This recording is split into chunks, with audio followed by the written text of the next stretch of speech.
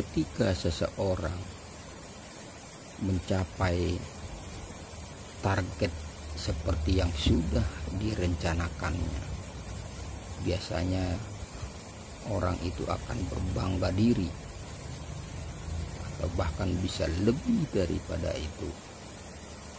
Dia menjadi angkuh, dia menjadi sombong oleh karena target-target yang telah dicapainya di dalam kehidupannya. Mungkin dia telah berkelimpangan harta oleh karena target yang sudah dicapainya itu, dan itu bisa membawa dia ke dalam keangkuhan. Selamat pagi, kita berjumpa kembali dalam acara Kabar Injil. Kabar Injil kali ini mengangkat satu tema, jangan menjadi angkuh. Kita akan melihat ayat firman Tuhan yang terdapat dalam 1 Tawarik pasal yang ke-29 ayatnya yang ke-10. Terpujilah Engkau ya Tuhan, Allahnya Bapa kami Israel, dari selama-lamanya sampai selama-lamanya. Acap kali keberhasilan, kesuksesan, kekuatan, dan ketenaran membuat orang mudah lupa diri dan menjadi semakin angkuh. Perhatikan apa yang ditulis Rasul Yohanes pada ayat berikutnya. Semua yang ada di dalam dunia bukanlah berasal dari Bapa, melainkan dari dunia. 1 Yohanes pasal yang kedua ayat yang ke-16.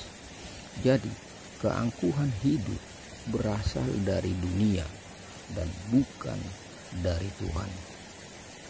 Banyak orang sudah jatuh terjerembab ke suatu kehidupan yang angkuh, apalagi mereka yang kaya dan memiliki pangkat yang tinggi. Mulai memandang sebelah mata orang lain dan hanya mau menjalani hubungan dengan orang-orang yang selevelnya saja. Terhadap orang yang ada di bawahnya, mereka menjaga jarak. Ingat, setiap kemegahan yang tidak memuliakan nama Tuhan adalah suatu keangkuhan. Oleh karena itu, kita perlu berhati-hati.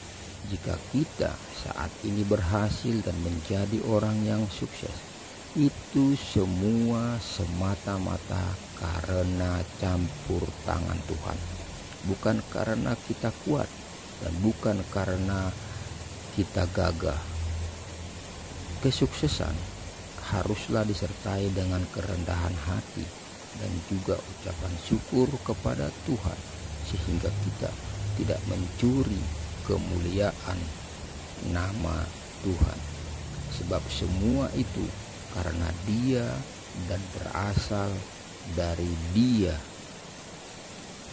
Mari belajarlah dari Raja Daud yang walaupun dilimpahi dengan kekayaan dan kejayaan yang luar biasa, tetap saja bahwa semua yang dia miliki itu berasal dari Tuhan.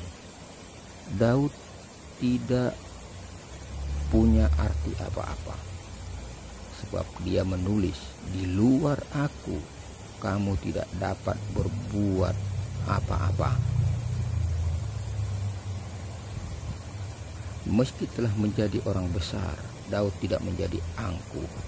Simak pengakuan Daud ini, ya Tuhan, punya mula kebesaran dan kejayaan, kehormatan dan kemasyuran dan keagungan.